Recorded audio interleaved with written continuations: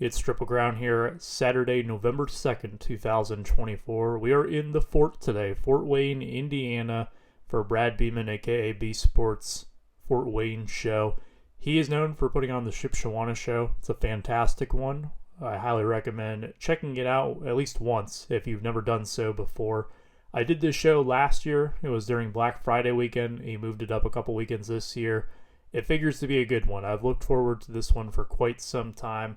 Brad always does a fantastic job promoting his shows. He's got an all-star lineup of dealers here. Some names you're definitely familiar with. Some you may not be familiar with, but I've seen them around before, and they have incredible stuff. It's got all the makings of a great show, and hopefully it plays out that way. Let me give you a quick little overview of what the floor looks like, and then let's waste no more time and get into the action. That's actually a good photograph. Yeah. Oh, that's hilarious. They're doing golf cards in 84 Topps baseball design. If you were to ask me what one of my biggest flaws as a dealer is, it would be that sometimes I make the assumption that people have the exact same knowledge that I do. And I don't say that from a pretentious standpoint or to try to make myself sound superior. It's more so that I am someone who is fully immersed in cards, right? It's my primary source of income, and I pride myself on knowing as much as possible and being open to learn as much as possible. But part of that comes with the cost of being a little bit rigid in my ways and assuming that other people are going to view things the same way that I do. That's really just not the case. You heard there that they were talking about the LA card. That was the Topps flagship card, and perhaps they hadn't seen that card before, but I've been seeing that card a lot since February when it came out. Or my Xander card from the Olympic set that was after the 84 design. That's an insert that I've come across several times already, but it might be new to someone else. Sometimes it's a good reminder to take a step back that not everyone is going to be as into it as you are, and also, conversely, if you're someone who doesn't have as much experience, you shouldn't feel intimidated, and if anyone puts you down for not having that kind of experience, they're really just being a jerk. But that's one thing that I try to get better with, is that not everyone has the same, I guess, pulse on the hobby that I do, and they're not constantly involved and constantly keeping up with it because they don't have to. It's fun, whereas for me, it's a source of income. I kind of need to in order to thrive. Can I see that deal like rings right there? Just on the Future Star? Yeah.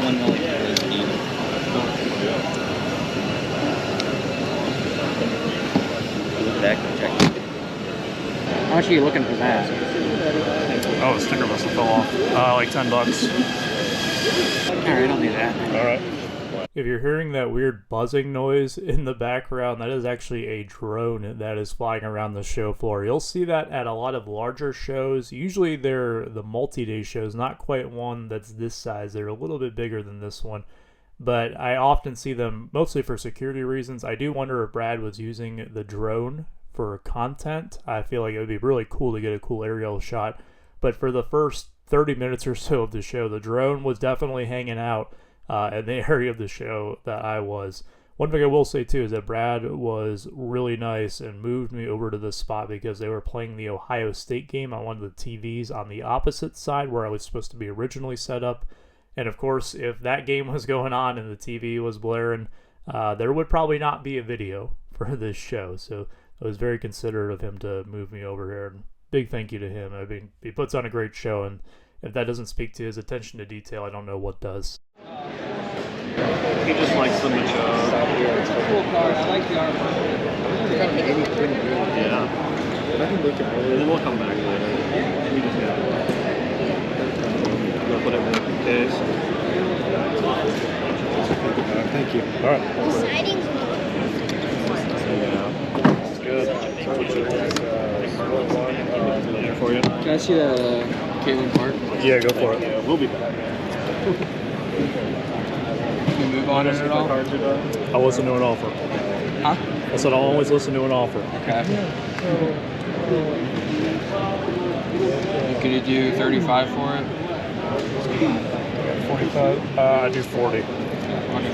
All right. The foot traffic at this show was really solid. You can kind of see there that I move straight from negotiating on the Barry Sanders green swirl right into the Caitlin Clark as I'm editing this video. That is the case with a lot of these clips where it's the same clip where I don't even have to make cuts on my camera because I'm constantly moving on to the next deal. That's how busy this show was for me. Chronicle, it'll be under Chronicle Sport, 2020 Chronicle Sport. No, I don't believe you've got that. Price-wise? I do 25 for you. Gosh dang it, I lost 21 on somehow. I'm sorry, how much? 25. You're all set. Thank you so much. Look at that, stained glass. 10. Jeez. Nice card. Thank you.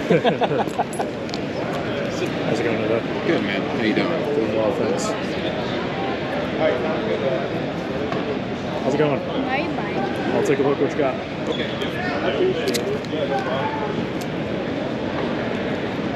I'm all good on these, but thank you.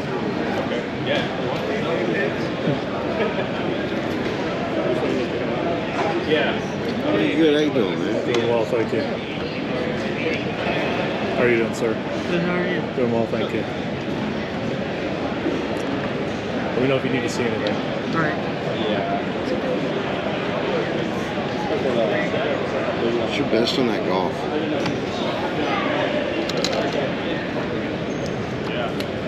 I do 28. Are those sticker autos or are those on card? I can't tell from. The pristines are on card. Really? Yeah. Unless I'm mistaken, let me make sure. Yeah, they just happen to have like the fading where it looks like it's a sticker. I prefer on card for sure. I think we all do. Let me know if I can help you guys with anything. Is that the best you can do on that one right there? 150? The Mickey Auto, I'll listen to an offer.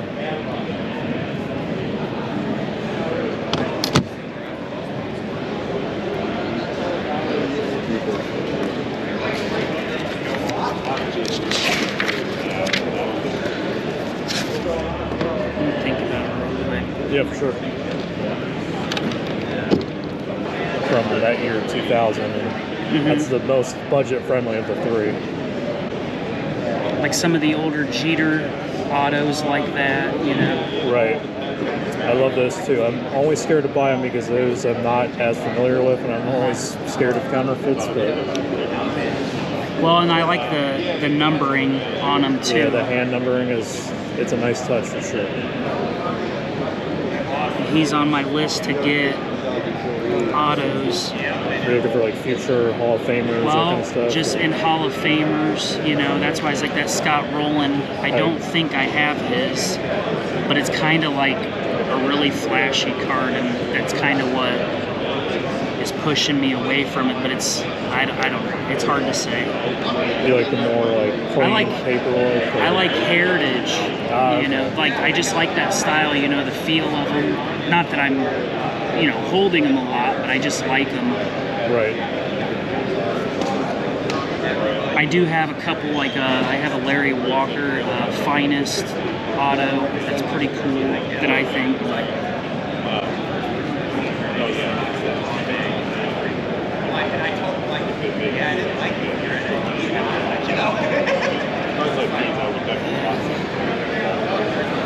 Let me think about it. What's going on, dude? I just got here, so Yeah, for sure. Do a lap.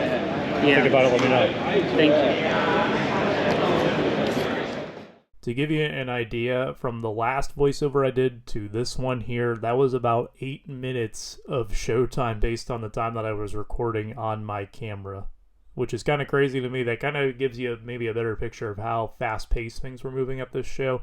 It was definitely a lot being on my own handling it, but I've gotten enough practice in the 5 years that I've been doing it where I kind of know how to balance different customers and making sure that everybody's being attended to, or at least to the best of my ability. But towards the end of that clip, you hear me say hello to someone, and it is actually Neo Cards and Comics here on YouTube who I'm saying hello to. We're going to chat for quite a while here, but then we're going to kind of get into the nitty-gritty on dealing on a card that I wasn't really expecting to sell at this show. I put it out on my case more so as a conversation starter, I guess you could say. but it was one of those that I had a feeling would maybe take the right buyer, or perhaps it would be an eBay card. That was not the case, and if you've already seen his video on this show, you'll know exactly what I'm talking about. If you haven't, well, I'll show you right now. I mean, there's been people at the table every single second. Like, I haven't sat down hardly at all. Brad said they ran out of parking. I can believe that. It looks pretty busy in here. Yeah, he said parking's at a premium. I think they're parking at the hotels. Oh, yeah. I can't believe they never thought of that before. Me either. I'm surprised like that wasn't a dynasty thing or something. It's so smart. I wonder if that has to do with their new relationship with MLB. I feel like I'm guessing that's where it come from. They're like, what can we get our hands on that nobody cares about? But like, What do you have on that? I'm gonna ask. I think 500 to start. You tell me if I'm out of my mind. I never know how to price one-on-ones. We'll see. I don't know what the checklist is, but that's probably one of the better players you could pull. Yeah. When I first got it, I'm like, man, like Ohtani would have been nice, but there's some like real. I'm sure there's some like guys on there. Like, okay, you know what? I'm sure some David Fry's on there or something. Yeah. Or Lane Thomas or like. No, we don't say that name around here. I'm not over it yet. He's not like, you're right, he's not like an Ohtani or a Soto or a Judge, but of the ones to pull, that's probably in the upper. On the upper half. For sure. Easily in the upper half for sure. I mean, he had an amazing year last year. Nobody cared. He was great. He started a little slow, and then he was a monster for most of the season. Do you have any questions, sir? Would you take 120 for that? I would. Sorry about the wait. Oh, that's all right. There's one. Thank you so much. Thank you. I was thinking 4. No, I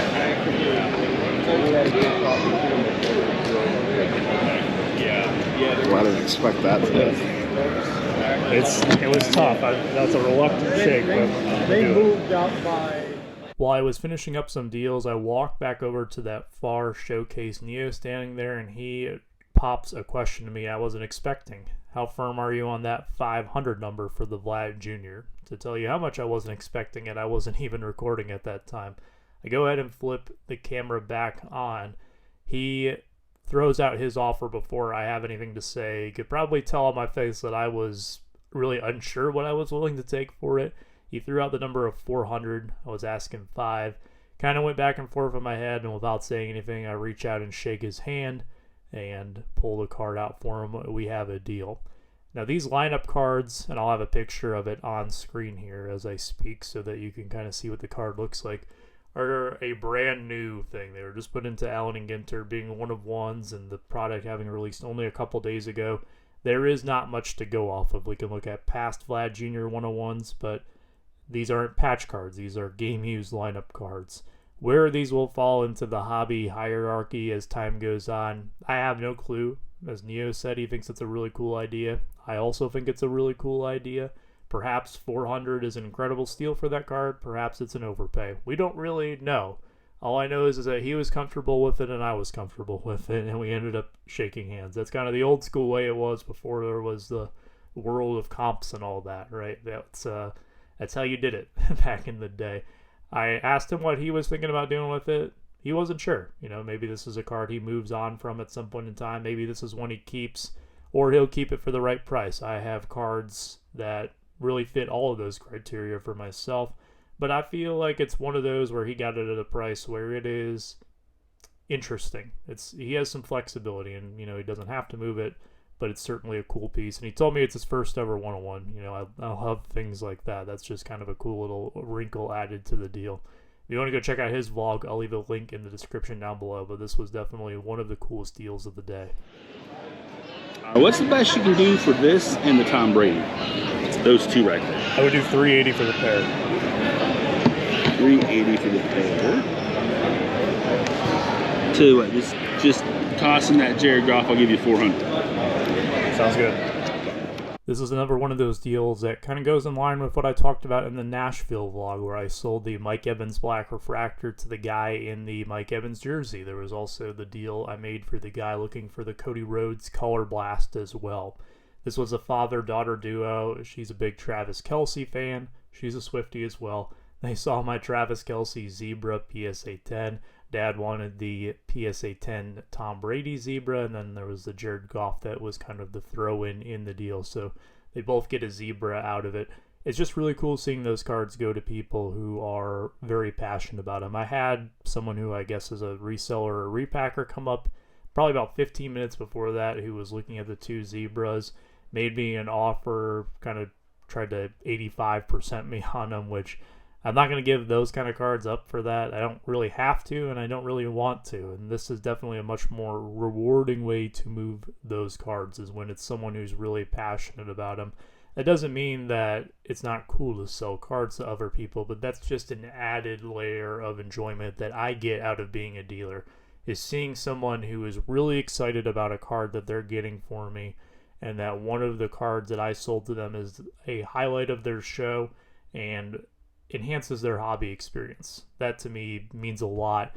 It's one of the hidden benefits that I get out of doing this job, and really why I love it so much. You're good. I'm about to pull it right now. It's good, man. Thank you so much. I appreciate you. Absolutely. I said these are our last tables to look at, and then she finds these. Are you? Okay, that makes sense. He's well, my that's her. PC. He's So my absolute it's like favorite. these aren't to sell. These Yeah. are Right, like right. she will not sell these for nothing. But Do you take card? I'd take Venmo if you have that.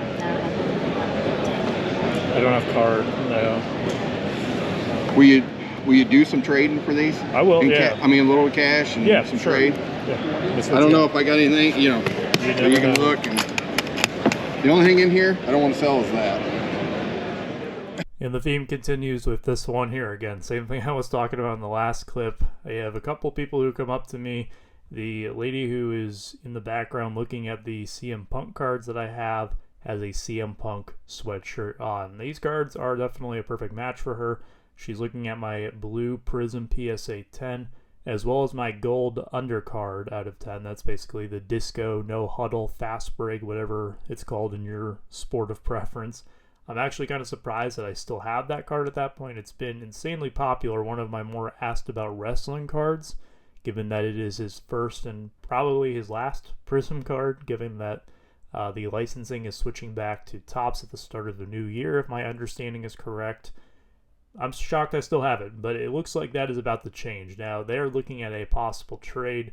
I've said it before, I'll say it again. This is usually where I am at my best, is trading down on a card. If I could find a few smaller things that might be a little easier for me to move, especially if it's football stuff or perhaps more local Cincinnati stuff, I will gladly jump on that. I'll even probably compromise a little bit on my value for a couple reasons. Number one, if it's stuff that's a little easier for me to move, that is definitely going to be more appealing to me. Also, at the same time, I know it's going to a good home, right? She's got the CM Punk sweatshirt on. You couldn't really ask for a better collector for it to go to, and that's why I'm going to try to make this work. One of the cards that I put aside here is this Rey Mysterio card out of 5, and that's because I'm kind of thinking a couple steps ahead here. There is a friend of mine who watches the videos who is a Rey Mysterio collector. Whenever I see rare or low-numbered stuff of his, I am sure to at least ask about it because I know that I have a potential sale. Now, I'm not going to rely on solely selling it to him. I'm going to make sure I still get it at a price that I think is movable for me, but that is definitely something I'm keeping into consideration. If I know someone who might want to get the card that I'm about to trade for, I will definitely go for that. And that actually happened twice during this show, where I was offered a card where I knew exactly who I could move it to. Sure enough, when this deal, spoiler alert, ends up happening, the Rey Mysterio is part of it. I sent a message to my friend over on Instagram, and he ended up taking the card, which is cool. I was able to help out 2 collectors at once on this swap, which is, I mean, that's the best of both worlds, right? What are you asking on your Mysterio? I don't know what it comp. Like, it's hard to comp that card. Like, with it being like, I don't know if there's any of the other ones that have sold, but I'll take a look and see. yeah, I'm not. I didn't look them up lately, so. I see a bunch from the first year that they did it that are all like around 40. I Right. guess it's not too far away from Right. that. I mean, I think that's, you know, where you got to be. how much you think they're? I'm seeing this around 40, 30, 20. I don't know if you're willing to let It's them like go. 90. Yeah. Yep, that's my son. Do you really want this one or just this one? I have this one, just not graded out. Okay. So what for this? We'll put this one back. No. So what? 300. I can do that. But yeah, you give it has our Yeah, I'll do that. I guess there you Deal. go. All right, cool. That's an immediate yes from her. It's a done deal, which is definitely cool. I can tell that she was excited about the card. And I'm not just saying this here because it worked out to my benefit where I, made a sale / trade here. But she did what I would do as well. If I saw a card that I really wanted to have for my collection that I haven't really seen around before, you don't know when the next chance you're going to get to see one is, especially in person, have the opportunity to do partial cash, partial trade. If the offer's close, you take it. You don't play around and let it come back around a later time. You don't walk around, you take it. And it ended up working out here for both of us. I'm very pleased that that card went to a good home again. It is one of the most rewarding parts about what I do. Now, I have more footage from this show. This one's actually going to have to be a two-parter if you guys are interested. I have a really large deal that I made towards the end of the show that I kind of want to do its own video on because I feel like it's a deal that's on a different level and I've never really broken down a deal of this scale as in depth as I would have liked to. I also thought about making a video of just my miscellaneous show footage unedited, just taking the clips and not doing a voiceover. You can just hear the sounds of the show and maybe doing like a 30-minute video on that you can just have on in the background. If that's something that's of interest, let me know. It's just an idea that I wanted to throw out there. But that is going to do it for this part of the video. Thank you so much for watching. Until next time, take care, stay safe, be kind.